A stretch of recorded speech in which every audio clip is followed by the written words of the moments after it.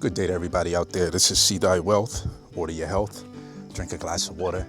And if you guys can remember, about 5 months ago, back in September, there was a lot of water that was coming through my property, and it was flooding, and it was coming from this side, which is my neighbor's property. And as you guys can see, these trees right here are bordering our land. So the trees are like a invisible or visible partition between our land and our neighbor's land. Well, the water was coming from the neighbor's land and flooding our property, which was coming in there and going around and coming and laying all the way in the middle of our little cleared space over there.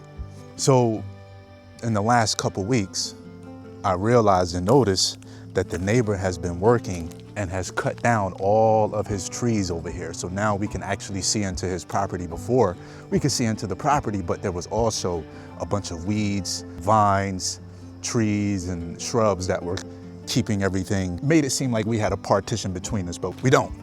So now I'm looking to see that he's actually clearing everything. So what we had to do was we had to go buy some plants to plant along the border. If you guys have any idea of what would be a fast growing plant to put in for a hedge, please let me know and drop it in the comment section. The first thing I thought was some bamboo, and then I realized, well, I didn't realize it at first. One of the guys was telling me that the bamboo spreads really quickly, which I don't mind it spreading, but if it goes that way, then it's like I'm putting a problem on the next door neighbor, and I'd rather for it to go east to west. And I'm also having a problem determining where the property line is. Yes, I had a survey done. Yes, we had the boundary lines marked in each four corners, but we didn't get a string or some type of fencing to kind of show that line. So I reached out to the guy who he actually did the survey. I reached out to him yesterday to see if he could come by and pretty much just put a string from the front to the back. I don't really need one from north to south, but I do need one from east to west because of this guy's property. The one north to south, that's very visible. Even though the border line up there is visible, but the property kind of comes on a slant diagonally. So when it comes this way, it's actually running into that bush right there. And then it looks like if I'm not mistaken, I believe the mangoes are on our side. The mangoes are on our side. He didn't cut those, but it seems like anything that's on the right-hand side of the mangoes, he chopped it all down. It even seems like he chopped down one of the trees that was in between the mangoes, but I think maybe my guys probably did that. But I'm not so sure. At the end of the day, I'm thankful. It's just some of the new things that are transpiring over here. He's actually going to be some plantain and some pineapple over here. So I'm not mad. I'm thankful that we have a farmer next door because that's what we do over here. But I would like to have my privacy. I love my privacy, and I'm thankful to be back here. And one of the ideas that the permaculture guy who I consulted with told me, he said, make sure that you create a boundary with all of the hedges that surround. Don't cut those. Make sure you keep like a 20 to 30 foot cushion so that all of the bush and the shrubs can kind of give you your natural fencing so you don't have to worry about eliminating your privacy. Well, that privacy has been eliminated for this stretch here, down here. And we do have a coconut tree. He has a coconut here. I thought he had two coconuts, but it seems like there's only one. So we have a coconut here, and I think there's one down there. They're not working today. They could possibly come in here later on, and they could be up front working. But at the end of the day, it is what it is. You know, we have neighbors. We don't have thousands of acres where we're not, but this neighbor here is an actual farmer. I don't believe he's going to be developing or putting any houses back here or subdividing or none of that stuff, because I can't really, as it happens, it's not something that I could deal with. I would hope he'd approach me about buying his property before he actually wants to sell it to anybody else. I have ran into him a few times. He does have a lot of plantain up front. He has some coconuts up front. But, you know, overall, I am thankful to have him as a neighbor. He's a Mayan. You know, the Mayan culture is still here in Central America. And, you know, I embrace it all. I have a couple Mayan guys here advising me every once in a while. You know what I'm saying? But this orchard here, we have, if you guys remember, it was very wooded, had a lot of wood burning piles. We're still burning. As you can see, there's a fire back there started. There's a couple fires over there that have been started. And we're working our way from east to west. And these big cohoon palms, I'm sorry, from west to east. This is east going to the ocean. But those big cohoon palms are very, very difficult to get rid of.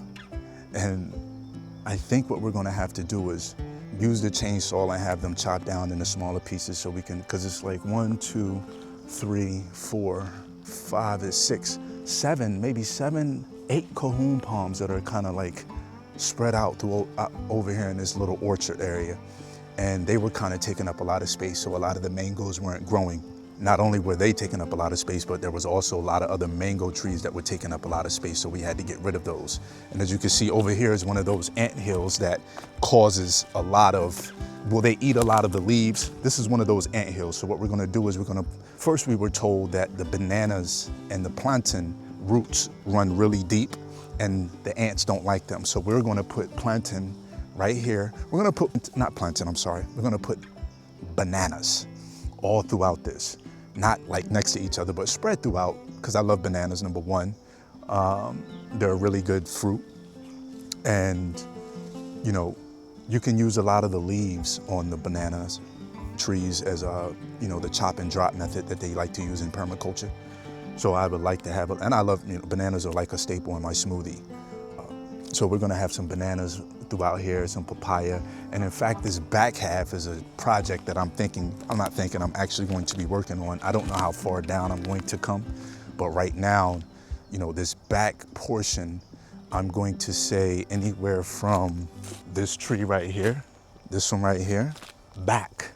So from here, back is gonna be used for something to make a little bit of funds and do some commerce. But right now, we're just in the planning stages and learning stages before we decide to drop any funds on growing in that area. You guys will be able to see that in the years to come, and we're gonna do really well in it. Actually, we're gonna do really great in it, because that's what we do. We do great things out here. We don't wanna do anything average. We don't wanna do anything mediocre. We don't even wanna be around average cats or average people. You know what I'm saying? We respect everybody. But if we wanna be continuing to rise and elevate and